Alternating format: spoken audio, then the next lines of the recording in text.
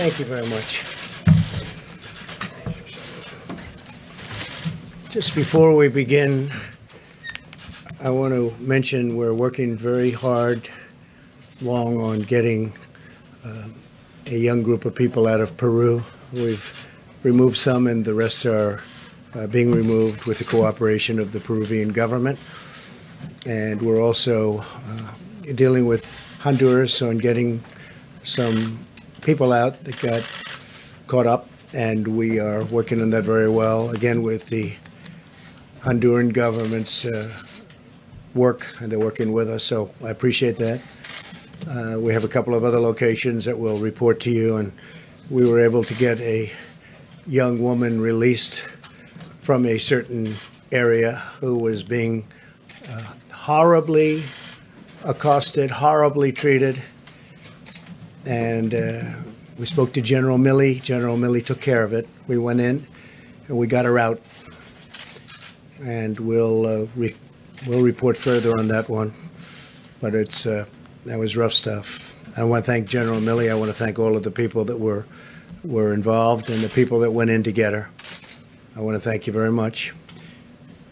As we continue to marshal every resource at America's disposal in the fight against the Chinese virus, we're profoundly grateful to our nation's state and local leaders, doctors, nurses, law enforcement, and first responders who are waging this battle on the ground. It is absolutely critical that Americans continue to follow the federal government's guidelines, so important, about social distancing, non-essential travel, and hand washing. Defeating this unseen enemy requires the help and commitment of every single American. I want to just say that Senator Rand Paul, a friend of mine, he's been a great friend of mine. He's been always there when we needed him, when the country needed him. And as you know, he just tested positive. Jose Diaz-Balart, spoke to him yesterday, tested positive. And some people are they're getting quite close to home. And it's a terrible thing that's going on. The hidden enemy, I call it the hidden enemy. And I think they'll all be fine. I hope they're going to be fine. But I just want to send our regards. And I think I can speak on behalf of our country to those two great friends of mine. We're working urgently with Congress on legislation to support the millions of workers, small businesses, and industries who have been hit hard by the virus through no fault of their own. Our goal is to get relief to Americans as quickly as possible so that families can get by and small businesses can keep workers on the payroll. This will help our economy, and you will see our economy skyrocket once this is over. I think it's going to skyrocket. It's a pent-up demand. It's a built-up demand, and I guess you really have to say who knows, but I think it's going to be a tremendous day when we win this war, and we will win the war. We want to win the war with as few, if you look at it, just deaths as possible. We want to have as few number of deaths as possible. Today I'm announcing action to help New York, California, and Washington ensure that the National Guard can effectively respond to this crisis. The National Guard, these are tremendous people. They're fully on alert. We've signed what we had to sign, and it's been activated. We're dealing also with other states. These states have been hit the hardest. Actually, pretty much by far, you could say the hardest. Everybody can see that. Just look at the numbers. And through FEMA, the federal government will be funding 100% of the cost of deploying National Guard units to carry out approved missions to stop the virus while those governors remain in command. So the governors locally are going to be in command, and we'll be following them, and we hope they can do the job, and I think they will. I spoke with all three of the governors today and just a little while ago, and they're very happy with what we're going to be doing because we'll be announcing some other things for those three states and some other states where it's hit the hardest.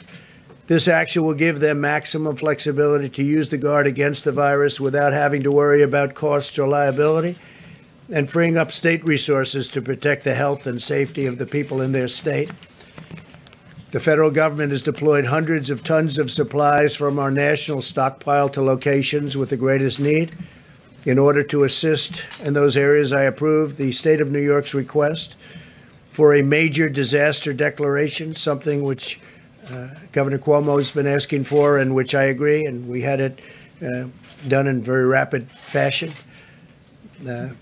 We approved this on Friday evening, and we are working very, very hard to get all of these things not only signed up, but completed and finished and win. The request from the state of Washington for a major disaster declaration was approved just a little while ago. Went through the process, and we moved it very quickly. The request from the state of California was just received, and we will have it approved very quickly. We'll be working. I told that to Gavin Newsom, and we're working on getting that done very quickly. It'll be done maybe tonight. We have large quantities of medical equipment and supplies on the way based on all of this to those states, including respirators, surgical masks and gowns, face shields, coveralls, and gloves, with large quantities already delivered to Washington and to New York. In addition to large quantities of supplies, I've also directed FEMA to supply the following: 4 large federal medical stations with 1,000 beds for New York, 8 large federal medical stations with 2,000 beds for California, and 3 large federal medical stations and 4 small federal medical stations with 1,000 beds for the state of Washington. The governors know. The supplies en route to California and New York will be delivered within the next 48 hours. In addition, the Naval Hospital ship, the USNS Mercy. It's incredible ships. These 2 ships are incredible. One on the West Coast, one on the East Coast, will be deployed to Los Angeles to add emergency surge medical capacity, and they have a tremendous capacity. They are really something. I will say that if you look at some of the things we've been doing, and now those numbers have gone up, and just to be a little bit more exacting, we've done a presidential approval for requests for major disaster declaration for the state of New York. Approval of Title 32 National Guard activation for the state of New York. We're providing all of this at no cost to the governor. I spoke with Governor Cuomo. He's working hard. We're all working hard together. The relationship has really been amazing. But it also enables the governor to provide robust National Guard support to the state, and the 25%, we're going to be waiving that 25% cost. We're picking up, we'll be coordinating, and they'll be doing something with very special people. Mission assignment of the U.S. Army Corps of Engineers to provide support to build out alternate care sites. They're doing various alternate care sites, which have now been designated by New York. 4 large federal medical stations of 1,000 beds. These are very complex places, actually, with great equipment and great people. Strategic National Stockpile Order, and this is as of a number of days ago, so far delivered to New York, and this is the 19th. We had the N95 respirators, 186,416 delivered. We've delivered 444,078 surgical masks. Many have been delivered since then. Face shields, we've delivered 84,560 face shields. Surgical gowns, 68,944 to New York. Coveralls, 352. Gloves, 245,486. Also, to New York, in terms of what's been delivered just since then, the numbers are quite large, and we have tremendous numbers of companies also making equipment. For the state of Washington, we've delivered 369,000 N95 respirators, 507,406 surgical masks, and this is as of about 3 days ago. Face shields, 63,788 face shields. Surgical gowns, 107,850. Gloves, 240,376. And we have many, many things pending. It's actually not pending. They're being fabricated. They're being made, and they're moving. Now for Washington, so we have 4 small federal medical stations, 250 beds. And for Washington, state of Washington, we have 3 large federal medical stations, 750 beds. And then you have, as I said, the approval of the Title 32 National Guard. State of California, again, to be very precise, we're going to have the approval of the Title 32 National Guard activation. And we're providing all of this, again, like in New York, at no cost to the governor, meaning to Governor Newsom and the state, no cost to the state. It enables the governor to provide robust National Guard support to the state. So they're going to have control of the National Guard. Federal government sending, these are incredible people that are being sent. We have 8 large federal medical stations with over 2,000 beds, and that's going to California. And then strategic national stockpile order. We've ordered likewise hundreds of thousands of different items. I won't go into the exact numbers, but the numbers are very substantial. But we're having a tremendous additional number sent. And whatever the states can get, they should be getting. I say we're sort of a backup for the states. And some of the states are doing really well, and some don't do as well. The ones that don't do as well need more help. But these are 3 states that really do need help because they are hit very hard.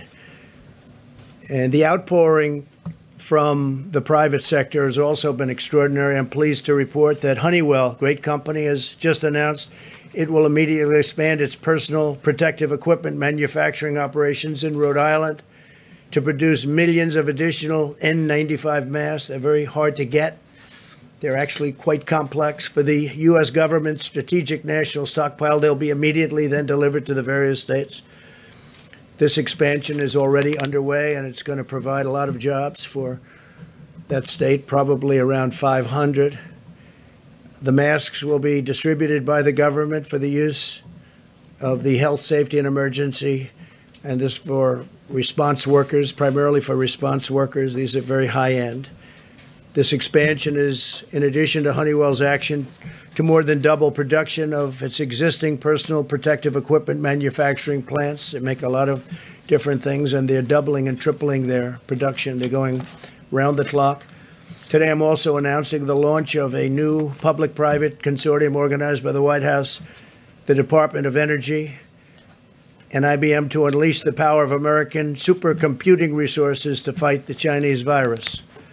The following leaders from private industries, academia, and government will be contributing. And they're going to be contributing a lot of different things, but primarily computing resources to help researchers discover new treatments and vaccines. They'll be working along with NIH and all of the people that are working on this. But tremendous help from IBM, Amazon, Google, Microsoft, MIT, Rensselaer Polytechnic Institute, the Department of Energy's National Labor Laboratories, the National Science Foundation, and NASA. They're all contributing to this effort, and they're fully in gear.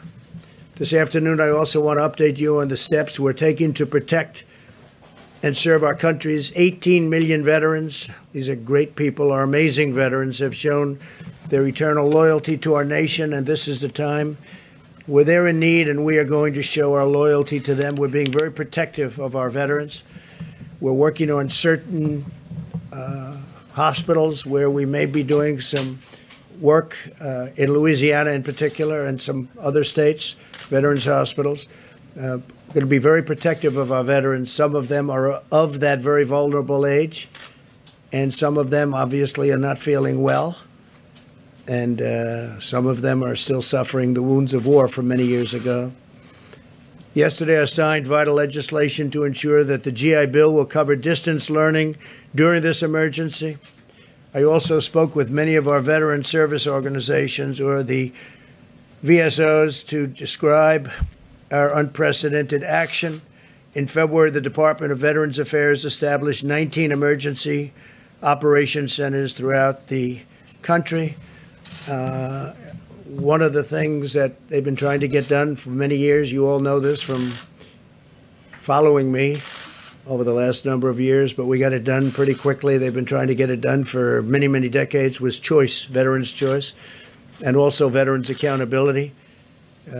Now, if it's crowded within this, if they can't get to a doctor, we have great doctors in the VA. I have to say that. We have fantastic doctors, as good as they come. But it's hard to get to them because of what was bureaucracy, but no longer bureaucracy. We've done a lot of things, in that case, because of accountability. When people aren't doing their jobs, or if they're bad, or if they're sadistic, or if they steal, or anything bad happens, we're now allowed to fire them for, I signed that a year and a half ago. For many years, you weren't able to do that. So the VA is working, and I was just told by our great leader at the VA, Robert Wilkie, he said for the first time, we get the highest marks in the history, highest poll numbers in the history of the Veterans Administration. Came out a week ago that they're happy. And look, one of the reasons that happened, highest in history, one of the reasons that happened is because of veterans' choice. If they have to wait online, they go and see a private doctor and we pay the bill. And they get better. They don't have to wait 2 weeks and 3 weeks or 2 days, but they get better. And a lot of times they waited so long that they would have a problem and it would end up being terminal because they couldn't get the kind of treatment that they deserve. So highest poll numbers, highest approval numbers in the history of the VA. I was just given that information yesterday. We restricted visitors' access to 135 veteran community living centers, which house nearly 8,000 veterans with chronic medical conditions, so that we limit their exposure to the virus. We want to totally take care of our veterans.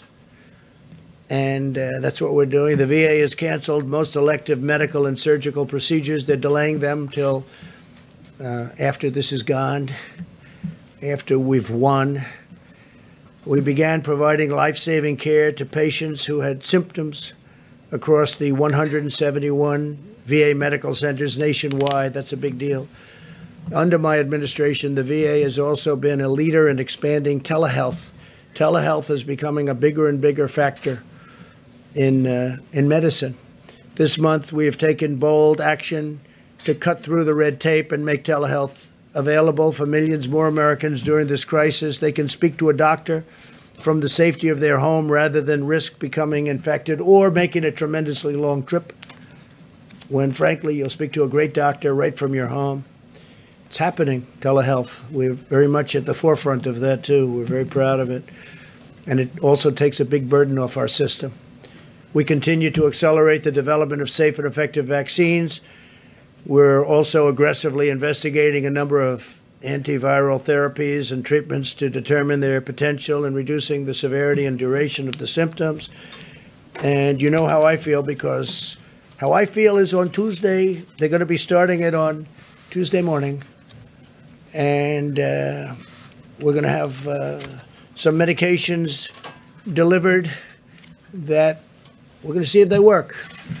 They certainly are effective in other ways, and they are safe from the standpoint is that they're not killing people. We're not going to have that. So a lot of great things have been happening in that regard. I just want to finish, and then we're going to ask a couple of people to say a few words that have been so much in the forefront of this incredible job that we've all been given. But I want to say that I know that this is a challenging time for all Americans.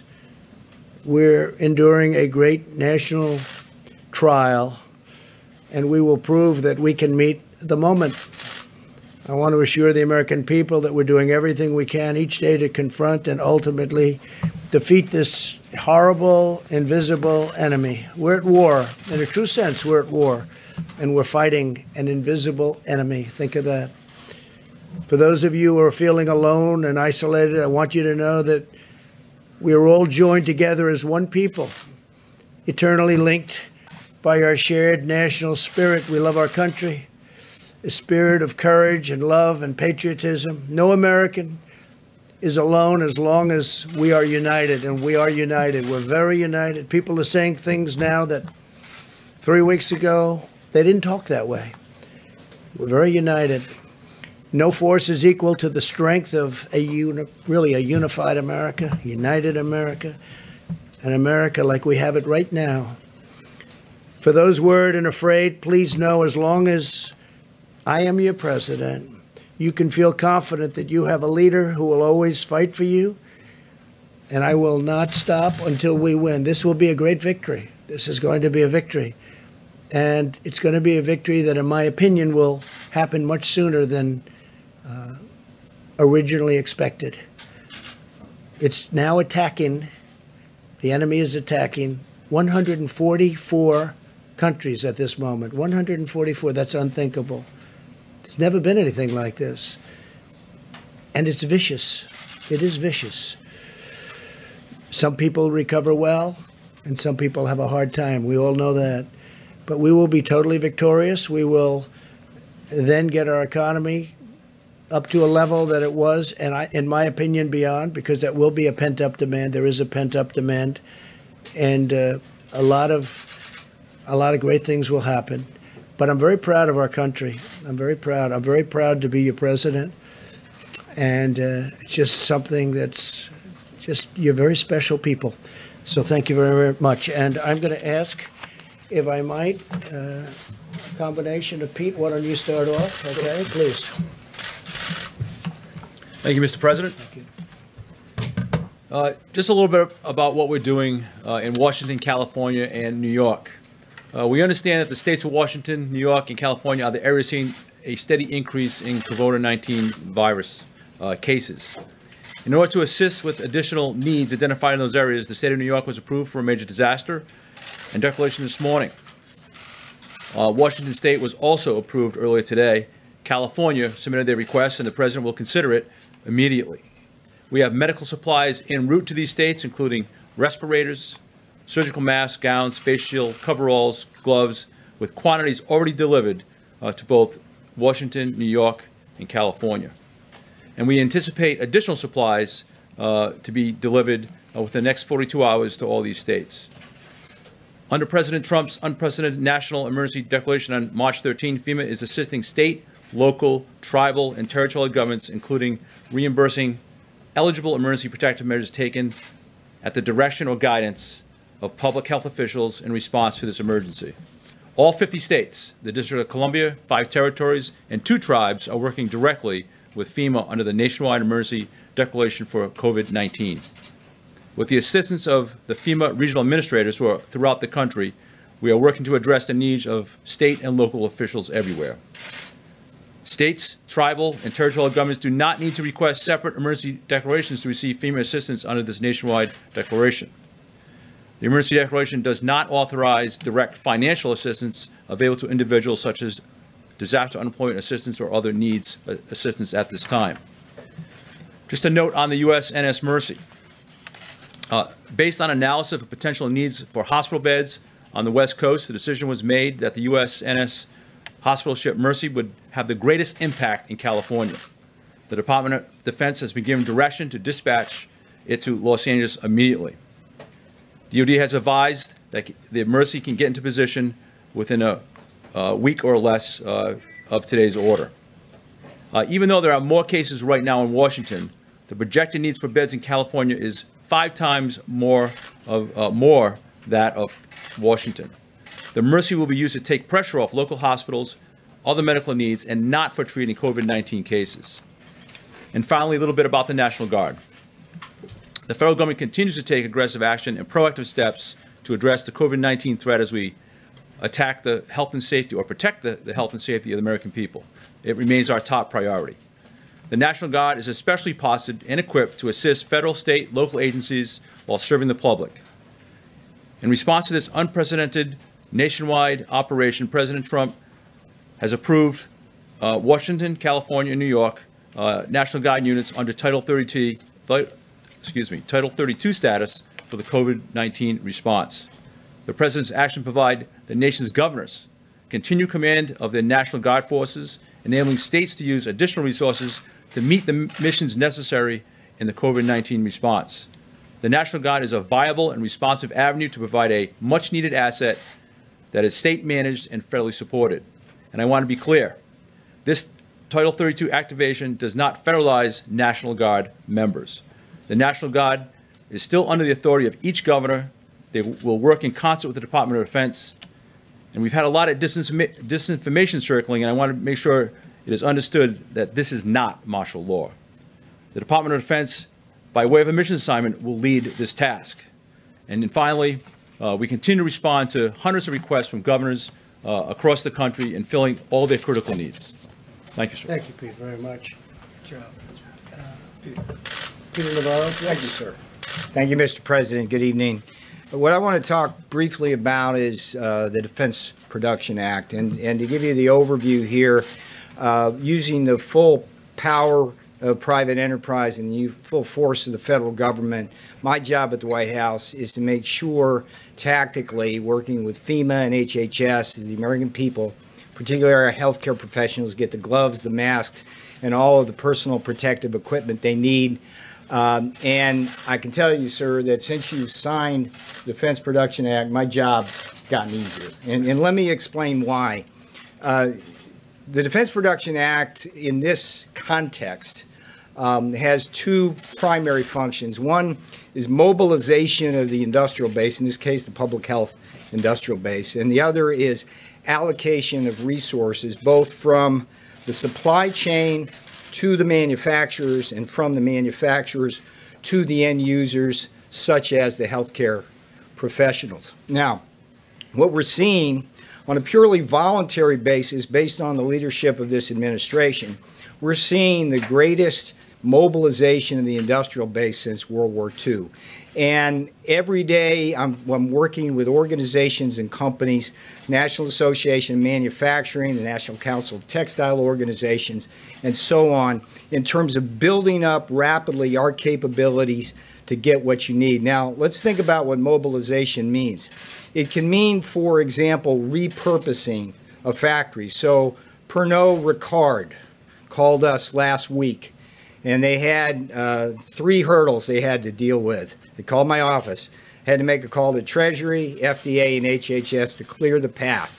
We got that done that day. They started their production that day, moving from alcoholic beverages to hand sanitizers. And as we speak, a truck is moving towards New York and will arrive there Tuesday to share with the hospitals over 1,000 gallons of sanitizers. So that would be a repurpose. A second example would be one that the President offered with Honeywell. Again, Honeywell called the White House asking for help from the President.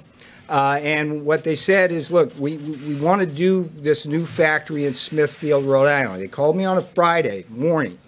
And by that night, we had a contract in to HHS. HHS flipped that immediately, and I had Honeywell moving people and equipment from Massachusetts to that facility in Smithfield, Rhode Island, and we're going to have those masks produced within 30 days, moving on the assembly chain. So my point is, mobilization is repurposing, building up capabilities. And the other portion is, of course, the allocation of resources. Now, what I can tell you so far is that the Defense Production Act, sir, has given me quiet leverage. When you have a strong leader, you can take a light hand initially. And so what we've seen with this outpouring of volunteers from private enterprise, we're getting what we need without putting the heavy hand of government down. There will be possibly cases down the road, and the manufacturers have actually asked me and alerted me to this, where some places in the supply chain, they may have problems that the White House will have to break through using the Defense Production Act. We won't hesitate to do that. The last thing I'll tell you is that I also get a lot of calls that are very disquieting. Brokers are offering millions of items, whether they're goggles, masks, or whatever, and you go through 3 different brokers, trace into a warehouse in LA that's allegedly got 10 million masks, and they want to charge you 7 times what they cost. That's price gouging. We are a message to the hoarders. If you got any large quantities of material that this country needs right now, get them to market or get them to us. We'll pay you a fair price. But if you don't do that, we're going to come for you and make sure that doesn't happen in this country. And that would be a good use of the Defense Production Act. So I salute you, sir. You've made my job easier, and I appreciate that. Thank you, Peter, very much. Great job. Mike, please. Thank you, Mr. President. The task force met this afternoon, as we do every day. And let me begin today by simply saying thank you to the American people. And thank you for the way that people across this country, 7 days into 15 days to slow the spread. The people in communities large and small across America are responding, are cooperating, are communicating, not just on behalf of their own health and the health of their family, but more importantly, on behalf of the most vulnerable among us. So on behalf of your president, and our entire task force, just thank you to the American people. I also want to express our appreciation to the governors across the country. President today just announced action in New York, California, and Washington State as the latest demonstration that this administration will do whatever it takes to support the leadership at the state and local level as the American people confront the spread of the coronavirus. The legislative efforts that are underway being negotiated on Capitol Hill as we speak, the bipartisan spirit that's taking place there that's reflected in all of our interactions with state leaders around the country is a great credit to the nation. But it should be a great encouragement to the American people that your government at the federal level, at the state level, working with courageous healthcare providers all across America are coming together to meet this moment. And that is the way our system works. It's extremely important that the American people recognize that one of the things that makes America different is that we have a system of federalism, and that by putting FEMA in the lead, the president has emphasized that our response to the coronavirus is in the anthem of FEMA, it is locally executed, state managed, and federally supported. We want the people on the ground, the decision makers, to have what they need. We want states to be able to manage the unique circumstances in their states. And whether it be the legislation moving through the Congress or the efforts the president announced today, major disaster declarations, Title 32 on the National Guard, resources flowing, hospital beds flowing, we're going to continue to make sure that our states have what they need to meet this moment. Our task force continues to focus on the priorities the president's given us. They are testing, mitigation, and supplies. And on the subject of testing, as is evident to people across the country, testing is more and more available every single day. We'll be detailing tomorrow from this podium the progress that we are making on tests. At this day's reporting, 254,000 Americans have been tested and received results in coronavirus tests, with slightly more than 30,000 actually testing positive. There's a bit of an encouraging word in that for every American. Remember, everyone that's being tested now, with the exception of our healthcare workers, are people that have symptoms that make them think they may have the coronavirus. And as our numbers come in consistently, because the 254,000 does not include all the local hospitals or all the local labs in our states, it's working out to be about 1 in 10 Americans who've been tested who thought they had coronavirus actually had it. 9 out of 10 did not. But we'll continue to roll out the testing to provide that resource to the American people. And we're working to make testing happen faster. We expect word from the commercial labs that we should be caught up on the backlog in testing by the middle of the week. And we are urging today, on the president's behalf, that all labs would prioritize inpatient testing. Let me say again, to all of the commercial labs in the country, you will receive guidance from HHS tomorrow. But on behalf of the President and the White House Coronavirus Task Force, we are urging all commercial labs to prioritize inpatient testing. We want people that have been checked into a hospital that are being treated for what they suspect to be coronavirus to receive those tests more quickly. Also, I'm pleased to report that yesterday the FDA approved an emergency authorization on a new test that should be in production by the end of March. It actually would be a coronavirus test, the results of which come back in 45 minutes. And we're also working, the FDA is working with manufacturers around the country to come up with even faster, more innovative tests. And as we told our governors in several calls this week, governors and state health officials should simply contact FEMA for the latest information on testing solutions. Let me also say, tomorrow when we gather at this podium, we'll be unveiling, with Dr. Bob Redfield in the lead, new guidance for people that work in law enforcement, first responders, people that work in what we call critical infrastructure in the country. It was in early March the CDC issued guidance for people that were asymptomatic or did not have symptoms, but who had been exposed to someone with coronavirus. We gave them guidance about being able to return to work wearing a mask for 14 days. And tomorrow at this podium, CDC will unveil, in cooperation with the Department of Homeland Security, new guidance which will make it possible for people that have been exposed to return to work more quickly by wearing a mask for a certain period of time. Let me also amplify a point on behalf of the President and on behalf of the State Department about Americans abroad. You know, one of the reasons why the United States is in a different position today than portions of Europe are, and China and elsewhere, is because the President suspended all travel from China. He suspended travel from Europe and the UK and Ireland.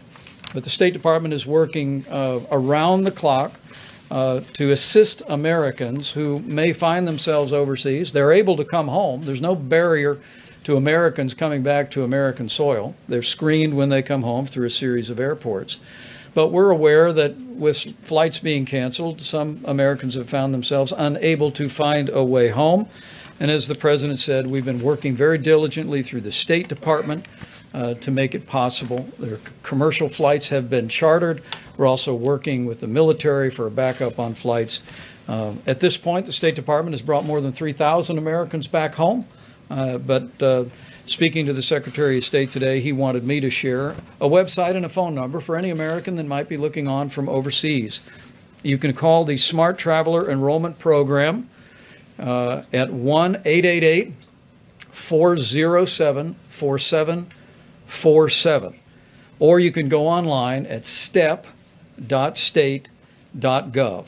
This will allow our embassies and consulates to gather important information about your situation and work to facilitate to bring you home. Let me say finally, as I began, let me close. As the chairman or the leader of this White House Coronavirus Task Force, we are 7 days into 15 days, and the American people are responding. Because as we speak about supplies, as we speak about testing, the most important thing every American can do is heed the guidance and the direction from your state and local officials, particularly in areas where we have widespread coronavirus infections. But for every American putting into practice these measures that the President alluded to at the very beginning of his remarks is a way that we can do this, America. That we can lessen the magnitude of the coronavirus in our country with the cooperation, compassion, generosity, and prayers of the American people. We can slow the spread, we can protect the most vulnerable, and we can heal our land. So let's do it, America. Thank you, Mike, very much. Thank you. Thank you very much, Mike. So just a couple of little things that will take some questions. Maybe you will have some, maybe you won't. That'll be a shock. It will shock the American public. But I have to say on the testing, if this works out, and we think it might, the new test will be a very simple one, much easier than the existing test, which is quite complex and not a lot of fun to take. And this will be a game changer. But remember, we inherited a broken, obsolete system. It was good for a small number of people, but not good for the millions of people that we're talking about. And we've made this into a system that no matter where you go in the world, that's where they're going. That's what they want to do. That's how they're going to be doing it should something like this happen again. So our people have done a fantastic job, really a fantastic job. And I hope the new test works out. We'll know fairly soon, I think, Doctor. We're going to be knowing about that fairly soon. Hopefully it'll check out or test out. And we certainly are looking forward to that. That will be a very simple test by comparison. Won't be unpleasant at all. And one other thing, the ships. So we have the Mercy, and it's going to California, as you know. That's on the West Coast now. And you have a sister ship that's essentially a twin. They're incredible. I mean, they're incredible ships. I've seen it. I've seen one of them, and they are unbelievable what they can do and the capacity. Many operating rooms, they're wartime ships. They're meant for war. Many operating rooms, stainless steel. These rooms are as good as there is anywhere in the nation, actually. I spoke with Governor Cuomo. We had a great conversation today, a number of conversations, actually. He's working very hard. And we are going to be bringing that ship, that's called the Comfort. So you have the Mercy and the Comfort. The Comfort's on the East Coast. And that ship will be coming over the next 3 or 4 weeks. It was in the middle of maintenance, and we are moving the maintenance very, very quickly, and we're also supplying the ship simultaneously. It's actually big supplies going into those ships, big. And that ship will be coming up here over the next few weeks, and we'll probably be putting it in New York Harbor. And we're making arrangements for that also as to where it's going to be docked. So you have the Mercy and you have the Comfort. They'll be coming up. The Mercy will start very, very quickly. It'll be arriving in Los Angeles pretty soon. So we look forward to that. A question? ABC. Thank you. First of all, Senator Paul testing positive. When's the last time you had in-person contact with him? Gee, I think it was quite a while ago. I don't know. Also, it's been a long time. On top of Senator Paul, now 4 senators are in isolation, and the rules say that in order to vote, they have to be there. Who are they? Romney, Senator Lee, Senator Gardner, and Rick Scott. Senator Rick Scott. Also, 2 of them were in contact with. Rick is coming out. With the critical stimulus package vote expected. Romney's in isolation? Yes. Gee, that's too bad. Go ahead.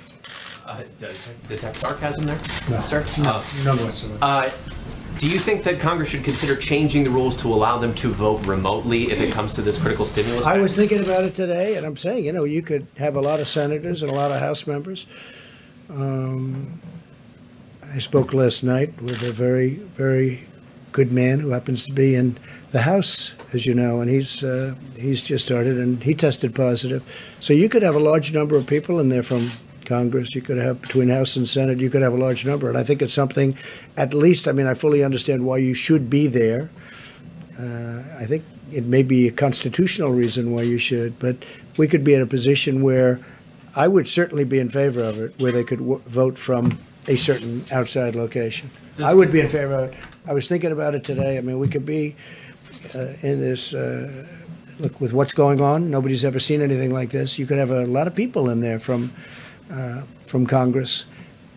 And it would certainly be, they may tell me there's a reason constitutionally, and there may be, but I would be totally in favor of it on a temporary basis. It does seem like negotiations still have a ways to go on the stimulus package. Are you concerned about the timing at all in the Well, best sense? we have an interesting thing. We all want to get to the same place, but we have different. We want to, and I just wrote this down just a little while ago. We want to protect the worker very much. So do they. So do the Democrats.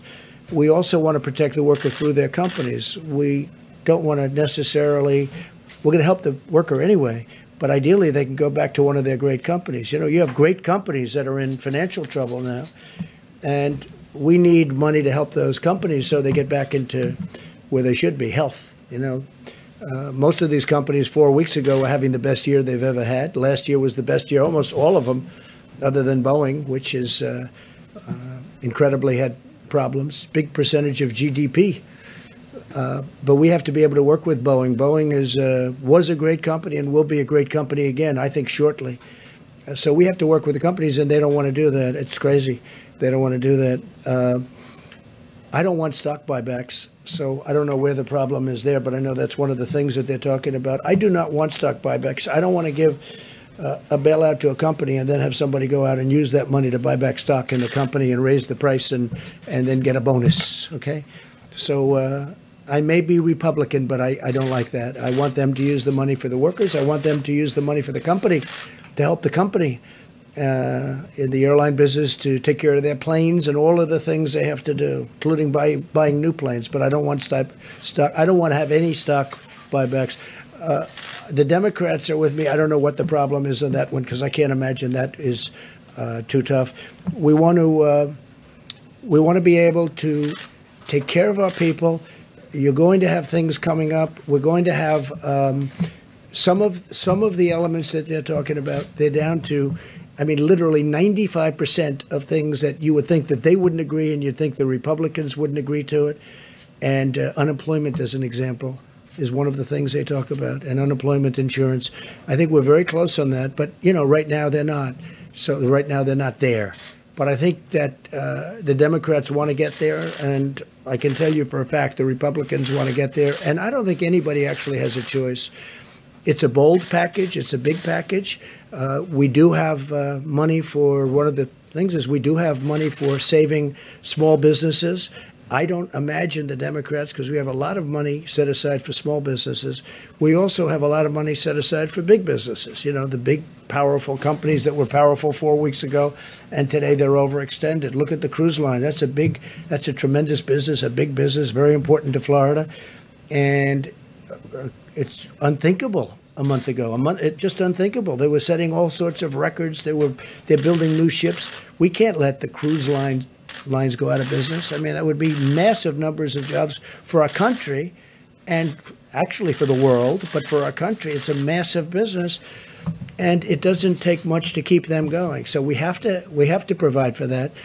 But I think both the Democrats and the Republicans are agreed that we have to take care of our workers, and we're going to be doing that in numerous ways, including a substantial cash payment. Yeah, please.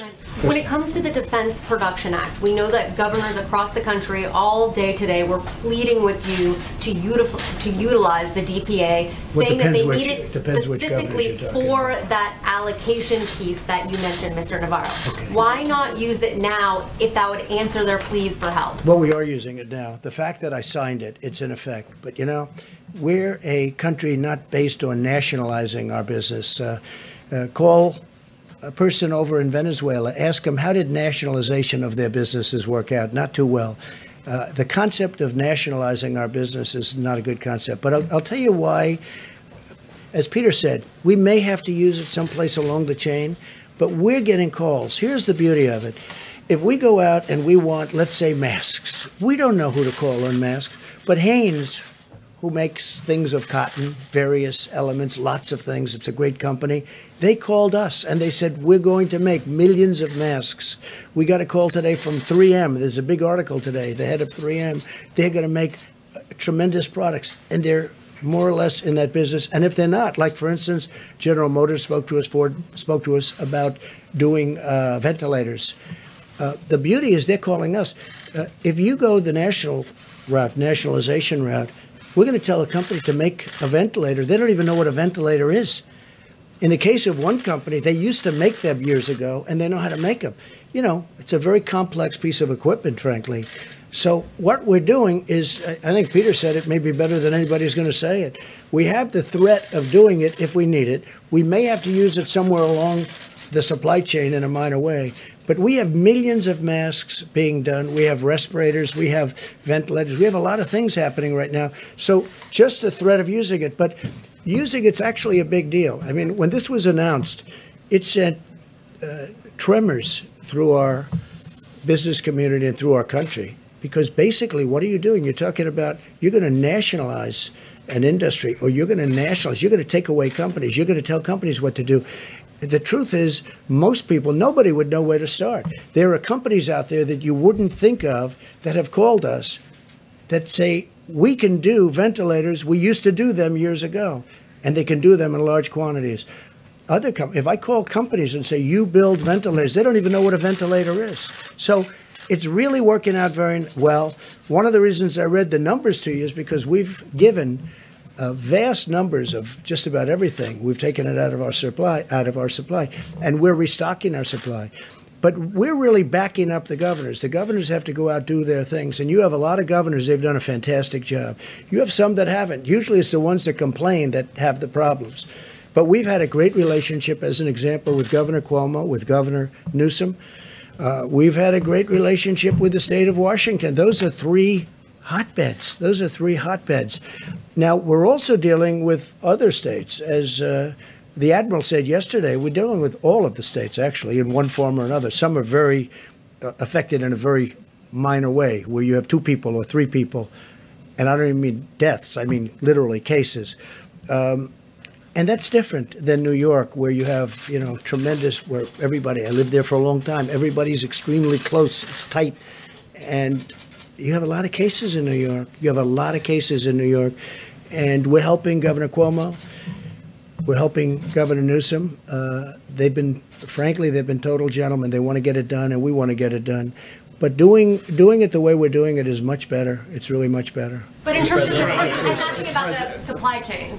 It's about allocation, not about manufacturing. So the companies, it's not about nationalizing the companies, it's about the allocation. We coordinate with the states, and we are coordinated with the states. And for the most part, the coordination's been very good. Look, 3 days ago, I had a phone call with all the governors. I actually allowed the press to stay. They weren't supposed to stay.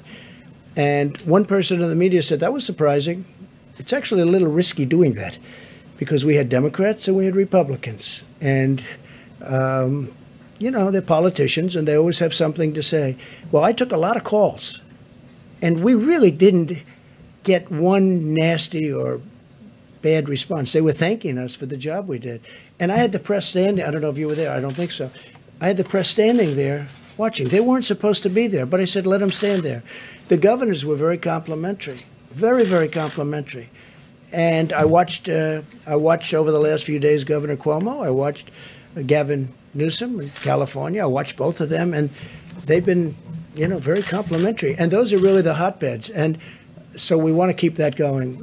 I'm very proud of this country, and I'm frankly very proud of a lot of the politicians that normally we're fighting with. We have different views on things, a little different view. But we're going to get to the same place. We have different views, but we're going to get to the same place. Yeah, please. Yes, I wanted to ask if you're considering an executive order to free elderly, nonviolent criminals from federal prisons. We have been asked about that, and we're going to take a look at it. It's a bit of a problem.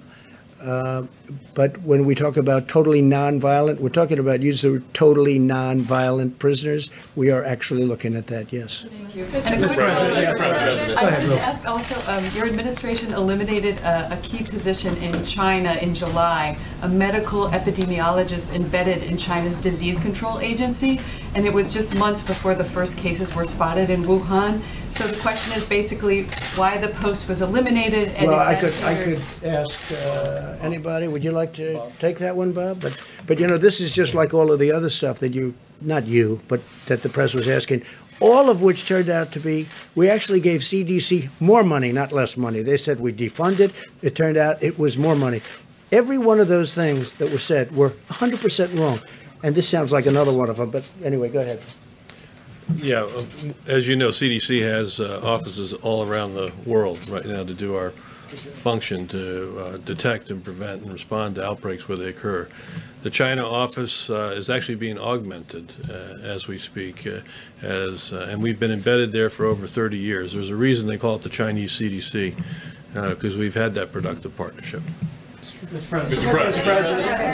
President. And I wish, again, our relationship with China is a very good relationship. I wish they told us 3 months sooner that this was a problem. We didn't know about it.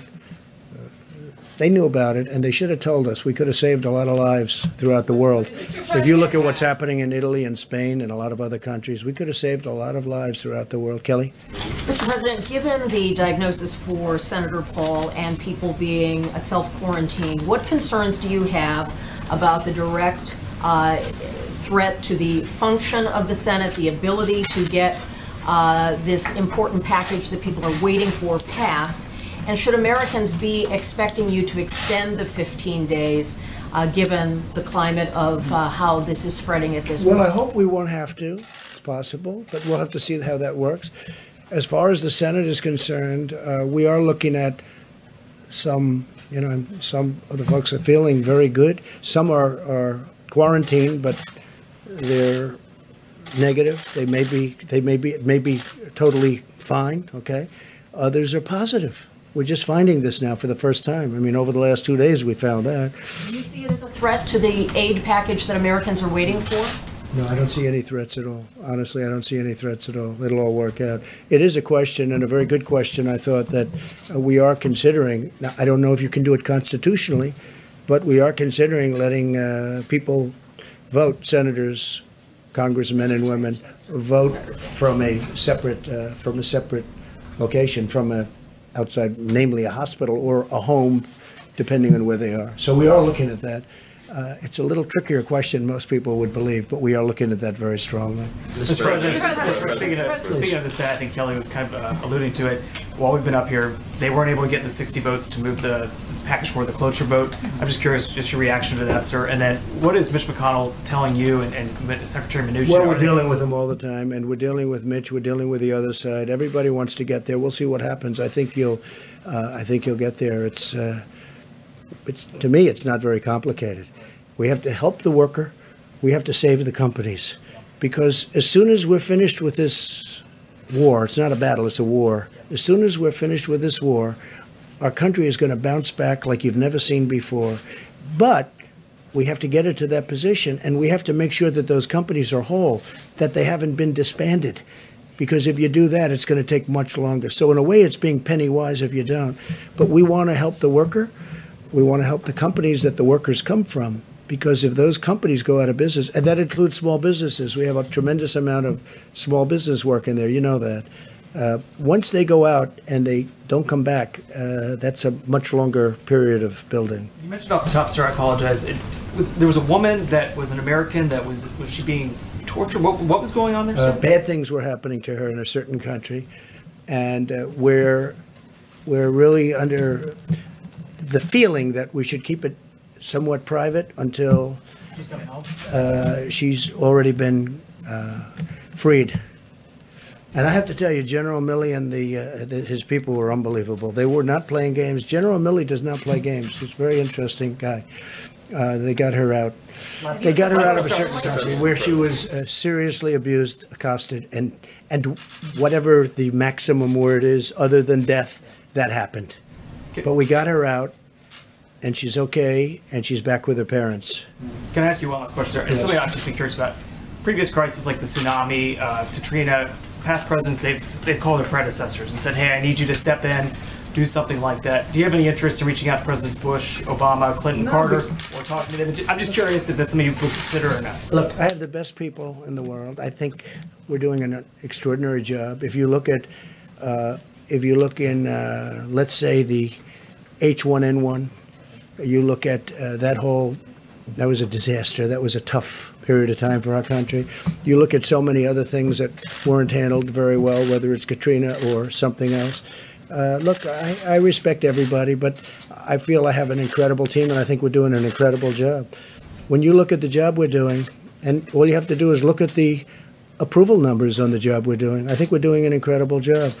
So I don't want to disturb them, bother them. I don't think I'm going to learn much. And, I guess you could say that there's probably a natural inclination not to call.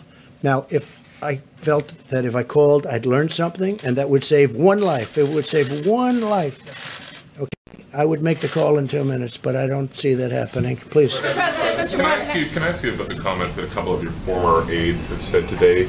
Gary Cohn said, is it time to start discussing the need for a date when the economy can turn back on? Whereas Steve Bannon is saying, drop the hammer today on the virus. We're going to have to take the pain up front.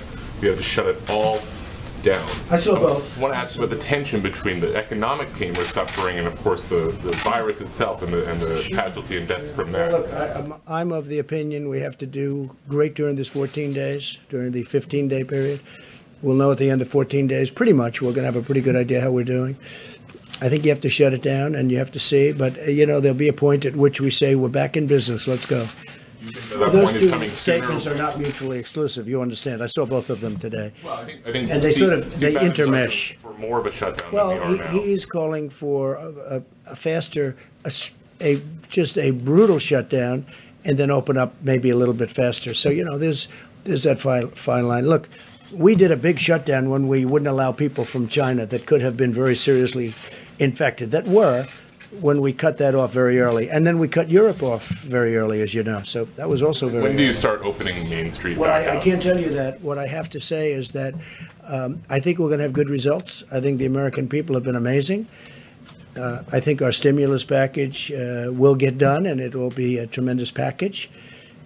We're really not, I mean, they may not have gotten those votes, but they're very close to getting a deal done. So I'd be surprised if they didn't. And if they don't, I think, frankly, the American people will be very upset with the Democrats because the Republicans are ready to approve a deal. So the only reason a deal couldn't get done is pure politics. Yes, please. Mr. President, despite your differences with New York City Mayor Bill de Blasio, he says that the city is going to run out of basic hospital supplies by April. How do you prevent New York City from becoming the next Italy? Well, he should have, you know, the hospital systems in various places. Some have been stocked and ready to go for nothing for this, nothing. This is beyond anything that anybody ever thought possible. I think you could really say this. Nobody can really, doctor, nobody can really say, oh, gee, this will happen. This is a very unique, and hopefully it will be unique for, you know, many, many centuries, you know, for a long time. Hopefully we don't see this again. But again, the systems are supposed to be ready, willing, and able. They're supposed to be ready to go. We are helping them a lot, and I have great love for New York City, and I have great love for New York State, and we're going to help them a lot. I mean, I was just saying, we're sending our ships up there. We're sending more than just this ship. We may be using, if we need, we'll be using some of the cruise ships that you've been reading about. We'll be using them also because they're very immediate and very quick. They can be there very quickly. We have good docking systems in the places that we're talking about. So we may be using some of the cruise liners that we're talking about. But no, I mean, I think Bill de Blasio is working very hard. I think he's trying very hard. It's a tough situation for him and every mayor because nobody's ever seen the scale. You know, when you hear you've given millions of masks and you've given hundreds of thousands of masks in a certain short period of time, and then you hear they need many, many more. You know, one of the things they have started with respect to masks is the sterilization process. Some are really, it works very well. Others aren't really set up that way. You throw them out. But we have a sterilization process that's working very hard. Speaking of that, hand sanitizers, you know, when you asked the question on the companies and what's going on, we have many companies now, companies that made whiskey, that made alcohol. They've now gone very quickly into the hand sanitizers and all of, you know, you've been reading about 3 or 4 big companies. We're doing incredibly well on that. There was no way if you took the existing companies that something like that could happen. But it happens almost, they'll call Peter Navarro or they'll call somebody. In one case, they called me. They said, we can do this, we can do that. We've had a lot of those calls where companies want to, there's a company in New Hampshire, a great company, they want to make ventilators. I'd never thought of them for ventilators, but they do make metal equipment and things out of metal. They'll be great. They'll make a great product. So, Peter, I think you're seeing a lot of that, right? Yes, sir. Yes, please. Mr. President, the bill that is being contemplated by the Senate right now has a fund that has hundreds of billions of dollars for the Treasury Department to use to bail out states and localities as well as specific industries such as cruises and hotels. Will you commit publicly that none of that taxpayer money will go towards your own personal properties? Every time I do it, like for instance, I committed publicly that I wouldn't take the $450,000 salary. It's a lot of money, whether you're rich or not. It's a lot of money. And I did it. Nobody cared. Nobody said thank you. Nobody said thank you very much. Now, I didn't commit legally. I just said, I don't want it. I don't want my salary. I work for zero. I don't want my salary. Nobody said, oh, thank you very much. But I guarantee you, if I ever took it, you would go out after me, you in particular, would go out after me like crazy. So I have no idea what they're talking about with regard to the one element. Everything's changing, just so you understand. It's all changing. But I have no idea. But every time I commit to do something, I committed to do many. Look, I ran, and everybody knew I was a rich person. I built a great company. And people knew that. But I agreed to do things I didn't have to. I still don't have to. But my company, I told the kids who are running it, I'm not running it, but I told them, don't deal with foreign companies, don't deal. I didn't have to do that. I could have just ran, and I didn't have to do that at all. And instead of being thanked for, again, not agreeing to do it, but just for not doing it, I get excoriated all the time. So I've learned, let's just see what happens, because we have to save some of these great companies. They can be great companies literally in a matter of weeks. We have to save them. Yeah, please. Thank you, Mr. President. Can I go back to your announcement at the top about the National Guard and then also the medical structures that are going to be built? Okay, so you had said that there would be 8 large medical structures that will be built in California with more than 2,000 beds. And then I think I heard you say there would be 4 small medical structures in the state of Washington with 250 beds. And could you say what cities and areas those are going to be in specifically? So we are filling the governor's request, and so we send that resource to them. They'll put it to best use. They'll put it to where they will have the most effect. So we don't dictate exactly where it goes. Again, it's a request from the state to the federal government for a certain asset, and those assets are sent to the governor can use it as he or she sees fit. And you're still considering, you just said that using the cruise ships as well. So if we need them, I hope we don't need them. I hope you're going to have great luck on Tuesday morning. We sent a lot of the medicine. We don't have to go into it again, but we sent a lot of the medicine to Governor Cuomo. I believe they already have it. And they have some very capable people. We spoke to Dr. Zucker, who is his primary representative on this. And we spoke to the governor himself. And I think he's excited about it like I'm excited about it. Now, will it work? I think it has a really good chance. I think it's worthwhile. Why should we be testing it in a test tube for a year and a half when we have thousands of people that are very sick? They're very, very sick. And we can use it on those people and maybe make them better. And in some cases, maybe save their lives.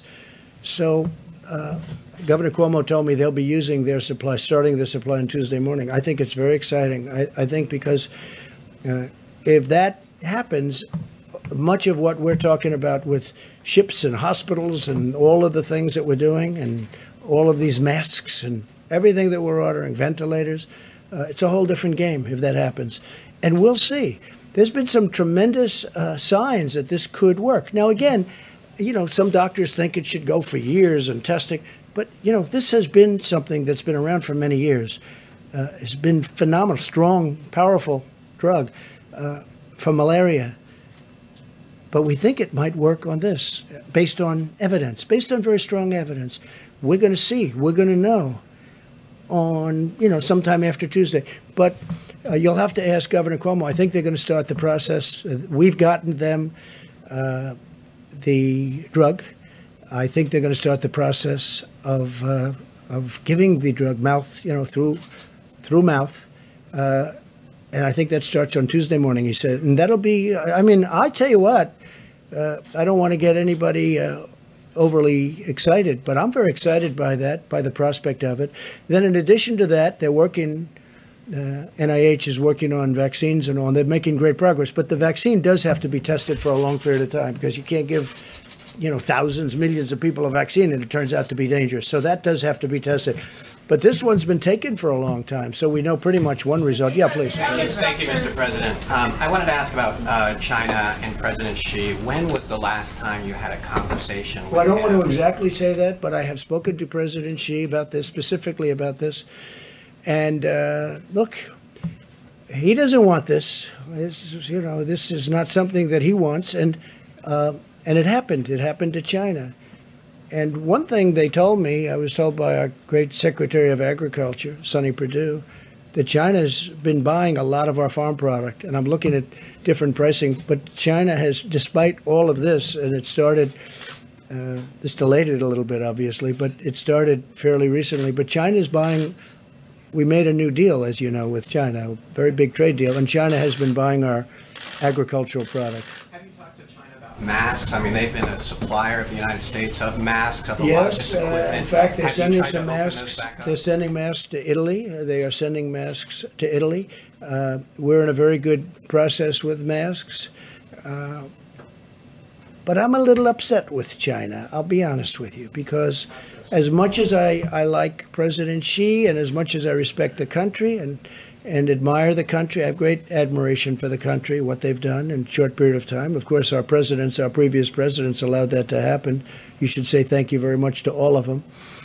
But they should have told us about this. And I did ask him whether or not we could send some people in. They didn't want that. Out of pride, I think really out of pride. They don't want us sending people into China to help them. You know, China's a strong country. They have their scientists and they have their doctors, very smart, a lot of people. But I did discuss that about sending our people in, and they didn't really respond. We went again, they didn't respond. If they went in, they would have been able to tell us, give us a much earlier indication. But we had an early indication. That's why I closed out China. I mean, I felt it was my instinct, but that's why I closed out China at a very early time. Please. Mr. President, are undocumented persons welcome at testing sites, and can they show up and be tested without fear of being reported to immigration officials for possible deportation? It's really a fair question. I think I'll let...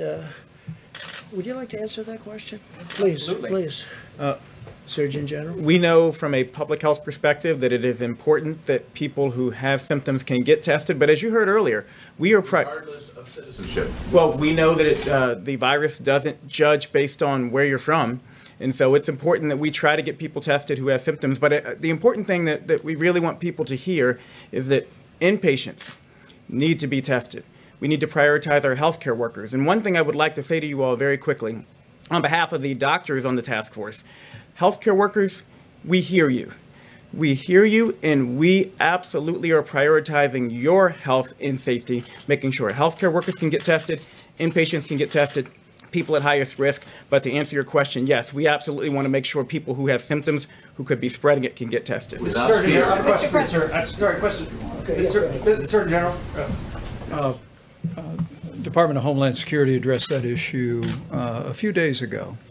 Customs and Border Protection actually issued guidance that absent certain circumstances, Customs and Border Protection does not target emergency rooms or health clinics.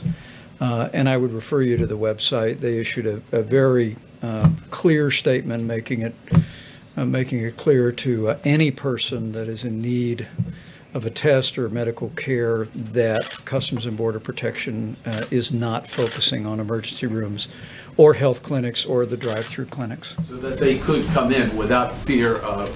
Yes, I'll answer that. And if that's not the policy, I'll make it the policy. And I was just saying, as Mike was saying that,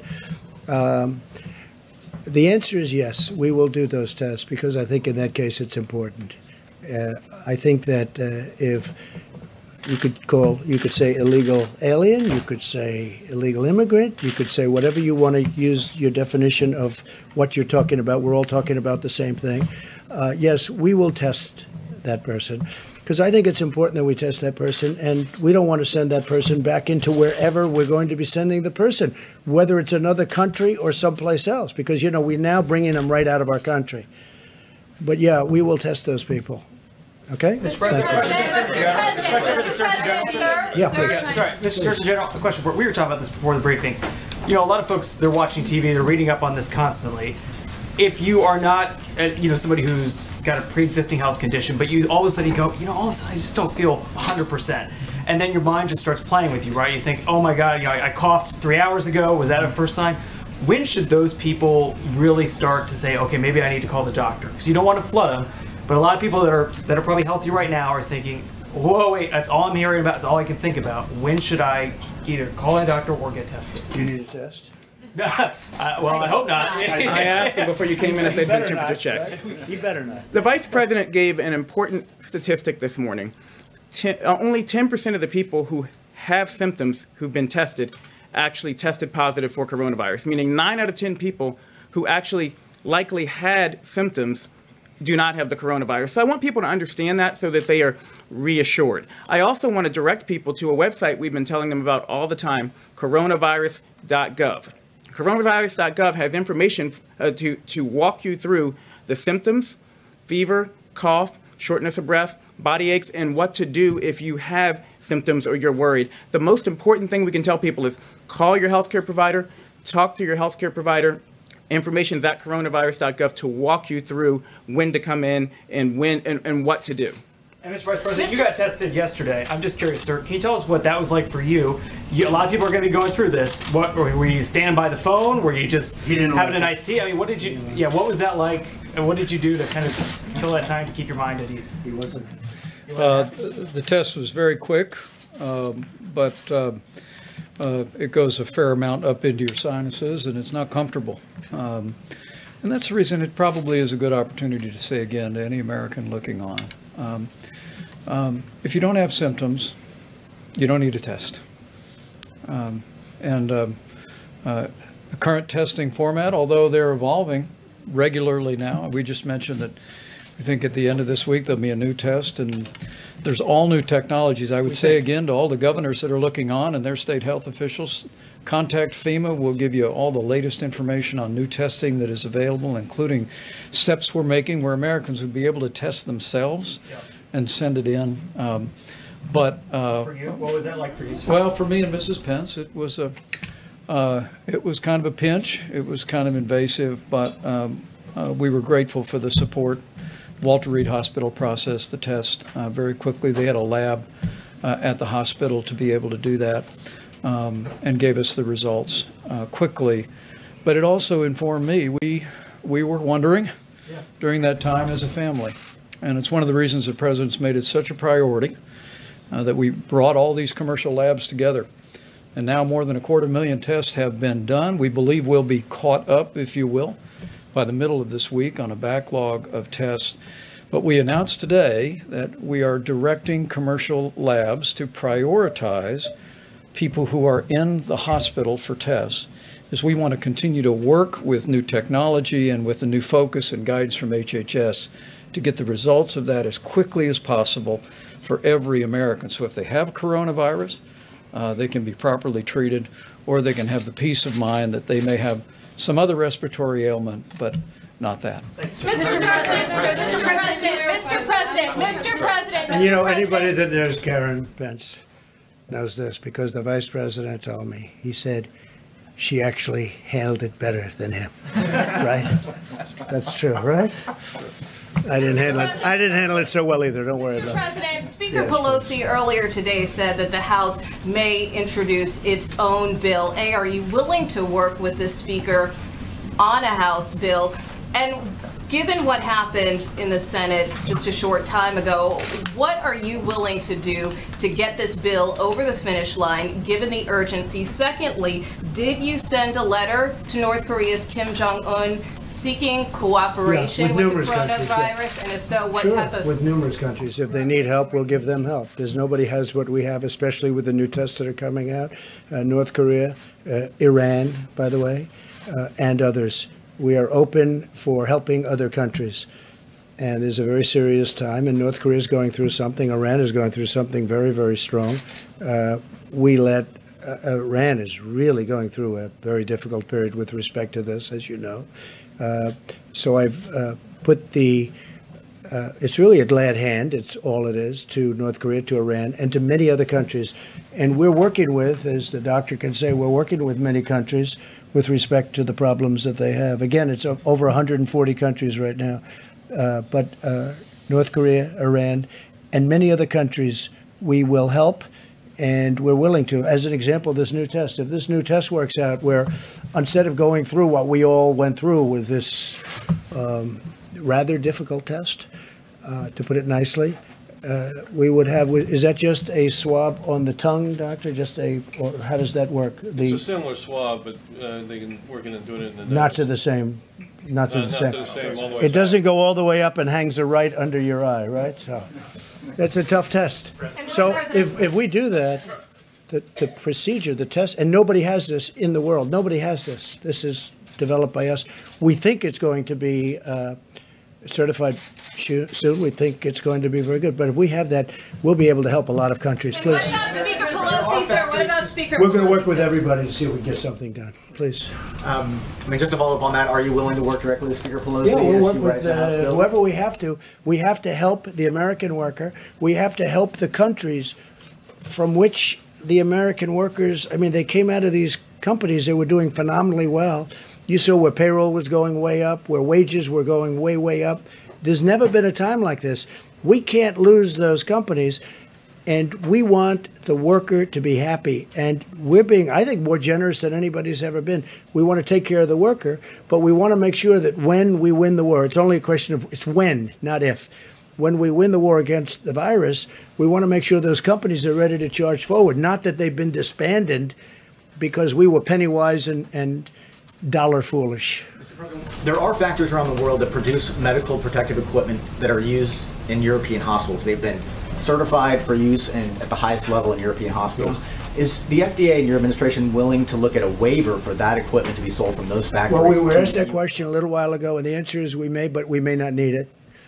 We do a very high standard. Our standard is higher. Please. Thank you, Mr. President. I was hoping you could give some guidance to American families who are anxious about their financial futures. Earlier today, on one of the Sunday morning shows, the Secretary of the Treasury, Steve Mnuchin, was talking about the millions of Americans who are impacted by these shutdowns that are happening in cities and sometimes full states. Yeah. And Secretary Mnuchin said that this shutdown, this lockdown could last 10 to 12 weeks, perhaps early into June. Given that, would you consider another fiscal stimulus, another check to these families? We're going to see what happens. Hopefully we won't need it, but we might. But we're going to see what happens. Look, the greatest thing we can do is win the war. The war is against the virus. That's the war. We do that, everything, I really believe everything's going to fall into place. It's going to be beautiful. I call it a pent-up demand. People are dying to go out to a restaurant. People are dying to go onto airplanes. I think there's a tremendous pent-up demand. You may be surprised to the degree. I think it's going to go very rapidly because this wasn't a financial crisis, just the opposite. This was a medical crisis. Did you sell stocks, Mr. President? Did you or your family sell stocks? No, I don't have stock. I own things that... Did you make any alternates to investments in advance of this? No, I didn't even think about it. You know, it's very interesting that you ask a question like that. You know, nasty question, and yet it deserves to be asked, I guess. What I've done by deciding to run, I knew this the first day. I said, if I win, it's going to cost a lot of money. It cost me billions of dollars to become president, to be president of the United States, in things that would normally be run at a certain thing, even people that don't like me because they think I'm too tough on the border. Now, some people love me for it. Other people don't like me at all. You know, it's very funny. My wife, we were at a charity event in New York City. I had just announced that I was running, and we were at the Robin Hood Foundation at the convention center, which now we're going to be converting to hospitals for Governor Cuomo. Right? And I was walking in, and there was a smattering of boos and a smattering of cheers. I was getting both. And our very popular First Lady, she's turned out to be very popular. People have great respect for her. But a very popular First Lady said to me, that's strange. I've never heard anybody booing you. That was very early on, because I think I called for strong borders, or I called for something that other people don't like, you know. And I knew this would happen. I knew it was going to happen. But the fact that I ran, and I knew as soon as I announced, when I ran, I said, it's going to cost me a fortune, not only in terms of actual costs. Look at my legal costs. You people, everybody is suing me. I'm being sued by people that I never even heard of. I'm being sued all over the place and doing very well, but it's unfair. But I'll say this, in terms of running for president, and I don't think rich people, Michael Bloomberg spent now as determined almost $1 billion, and look what happened. I think it's very hard for rich people to run for office. It's far more costly. It's just it's a very tough thing. Now, with all of that being said, I'm so glad I've done it because, you know, there are a lot of rich people around, got a lot of rich friends, but they can't help and they can't do what I've done in terms of helping this country. We are doing things. We got sidetracked by the invisible enemy, but you know when you look at what we've done, I said before with the veterans, with all of the things we've done, especially choice, but when you look at all of accountability, when you look at all of the things that we've done, rebuilding the military, the tax cuts, which thank goodness we had the tax cuts because we had cushion. Oh, without that, this would have been catastrophic. We had a big cushion. I mean, with all of the losses that you've seen in the stock market, we're basically back. And with this horrible thing, if this would have happened before, you would have had nothing left. This was all cushion. But I will say that it cost me billions of dollars to be president, and especially with all the money I could have made for the last 3-4 years, and I didn't because I was being president. I have no interest in it. I'm allowed to. You know, I don't know if you know, George Washington, they say, he was a rich man, supposedly, relatively rich. And he ran the presidency, and he also ran his business. They say he had 2 desks. Nobody complained until I came along. I got elected as a rich person, but nobody complained until I came along. So it cost me billions of dollars to be president, and I am so happy I did it. Because who cares? Who cares? I'm really happy with the job we're doing, and I'm glad that this team and me are here for this horrible thing. I mean, it's a number of people have said it, but, and I feel it, actually. I'm a wartime president. This is a war. This is a war, different kind of a war than we've ever had. And when you look at the economics of the war, in the past we used to stimulate to get people jobs. Now we're stimulating to protect people because we don't want them to work, because we want them to stay away from each other. We don't want them to gather, social gathering. So we're paying billions of dollars more than that so that they don't gather. They don't, because we have to defeat this virus, and we will. But it cost me billions and billions of dollars to be president, and I am so happy I did it. Foreign countries, please. I realize that your priority is to Americans and, of course, this nation. But what about, have you ever considered supporting the foreign countries who are also fighting this global pandemic? Well, we do help foreign countries. I mean, that was the other question. Right. And I'm honored to help. And the doctor has helped. The Surgeon General is speaking to other countries all the time. They're asking him questions. What do we do? Nobody's ever seen anything like this. They're calling our people all of the time.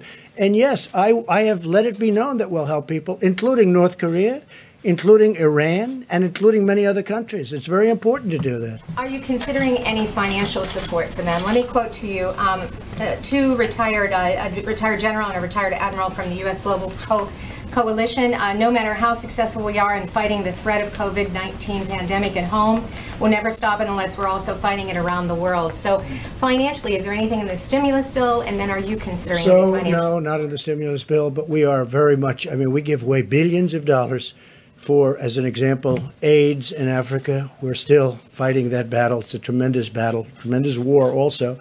But we're fighting it here, as you know, in 10 years. Now it's 8 years because I started it. Should have been started before, long before I got here, because they had the answer even before. But we're fighting that battle. We'll be AIDS-free in approximately 8 years. It looks like that is going to happen. We're spending a lot of money, but we're spending a lot of money with other countries. If you look at the aid that we give to other countries, we give billions and billions and billions of dollars to other countries. And a lot of times I say, you know, we could save a lot of money. We shouldn't have. And then they come in. I say, what's it used for? It's used to fight malaria. It's in countries that are very poor. It's used to fight AIDS in Africa. It's used to fight many other things, many other things. And I don't think I've ever said no. I can't. It's just so terrible. Countries that we have really, we're not involved with them very much, other than there would be tremendous death. Tremendous death. I mean, you can get a list, and I could get you a list. We give away billions of dollars to other countries, and we are giving away a lot in terms of everything, and probably we'll end up doing, economically doing something for other countries. But when I'm presented with these lists, that yes, sir, in Africa we're fighting AIDS or we're fighting something else, I tell you what, I start off by saying, you know, we could save a lot of money, and then by the time they walk those lists into my office, I say, we have to keep doing that. That's humanity you're talking. How about one more question? Yes, please. Thank you. I wanted to ask you about the states that have not yet issued stay-at-home orders. So in Texas, for example, the hospitals have said that they expect to run out of beds by the end of April if the governor does not issue a stay-at-home order. Dallas County just announced an order. It's not well, uniform. states have to call. That's a great governor. You're talking about Greg Abbott in Texas, and he's a great governor, and he knows what he's doing. A lot of the areas that he's talking about, a lot of the counties he's talking about are not very strongly affected. You know, it's a very different kind of a place and a great place. But I have total confidence in Governor Greg Abbott. So you're okay with a lack of uniformity between yeah, sure, states because and every state is different. Every state's different. I mean, Idaho, West Virginia, Iowa, Nebraska are much different than New York, than California, Los Angeles as an example, or San Francisco. They're much different. I mean, it's much different. The hot spots right now are state of Washington, and probably number one by far right now is New York. That's the hot spot like no other hot spot. And California is a hot spot, but New York right now is the leader. There's no question. All right, final question. Thank you, sir. Your administration is backing a lawsuit to invalidate the Affordable Care Act. Given that people are losing their jobs now and need health care more than ever, would you consider rethinking your position on that? Well, that's a lawsuit coming out of Texas again. That was headed up by Texas. And what we want to do is get rid of the bad health care and put in a great health care. And we will always, I will say this, I can make this commitment to you, the Republican Party is fully backing pre-existing conditions. Now, if we could get a great health care plan, which would need the House to do, but if we can get a great health care plan, we will only do it if we have pre-existing conditions totally back. So we're backing pre-existing, but would like to get rid of bad health care. Now, we are running the bad health care much better than it was ever run, and we're making it better. But it could be much better than it is. And so what we want to do is terminate it, have a great health care, but we will only do it with pre-existing. We will back pre-existing conditions. Okay? But what if the Supreme Thank you all very much. Thank you. We'll be back. We'll have a meeting tomorrow. Mario Villar, not Jose. If you wanted to clarify that, you had said Jose. Works for us. Mario. Yes. Oh, you did take Jose? I watched Jose on NBC. Thank you, sir. The other night. Okay? Thank you, Mario. Donate blood. Donate blood.